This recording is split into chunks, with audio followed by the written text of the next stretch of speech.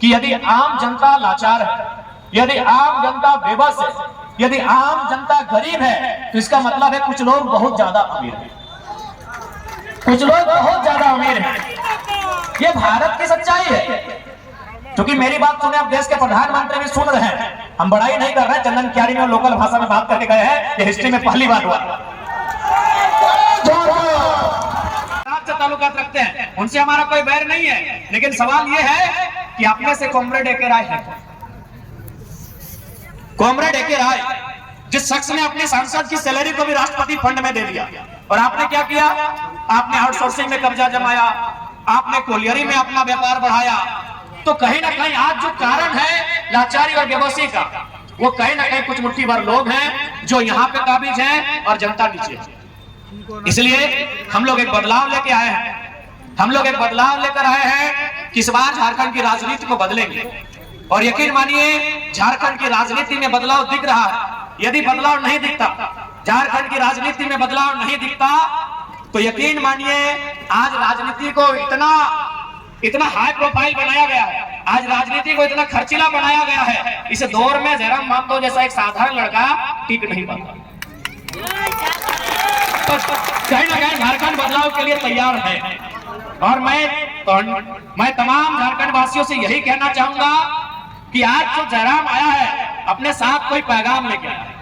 तो पैगाम यही है, अगर सच में हम केवल राजनीति के उद्देश्य से आते हैं, केवल विधायक, हमें निजी महत्वाकांक्षा नहीं है, हमें व्यक्तिगत इच्छा नहीं है।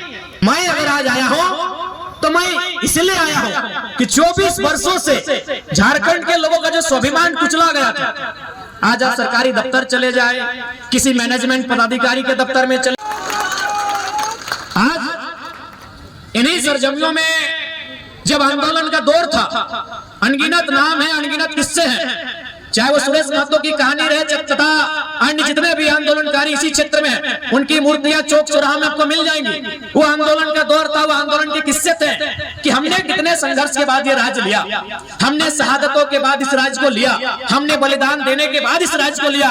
तो ये राज्य जब हमारा है तो इस राज्य में मालिकाना हक हम रखते हैं। बस यही बताने जयराम महतो आया, इस राज्य में हम मालिकाना हक रखते हैं। लेकिन आज हमने अपने आप को इस राज्य में मजदूर मान लिया था।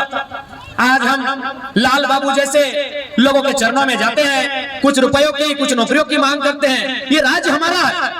लाल बाबू जैसे शख्स को हमारे पास आना चाहिए था कि आप हमें रख लें। लेकिन आज परिस्थितियां कहां बदल गई कि जिन लोगों ने राज्य को लिया, जिन लोगों ने राज्य को लड़के लिया, आज वे लोग मजदूरी मांग रहे हैं। आप यहीं से आगे पार होकर चले जाएंगे, सिंदरी आता है, वहां भी बहुत सारे ऐसे नामचीन लोग आते हैं, हमारे लोग उनके पास नौकरियां मांगने जाते हैं। तो हमने इस दिन के लिए राज नहीं लिया था। यही बात, यही पैगाम लेके आए हैं कि राज हमने स्वाभिमान के लिए लिया था, ये राज हमने स्वराज के लिए लिया था, ये राज हमने मालिकाना हक के लिए लिया था।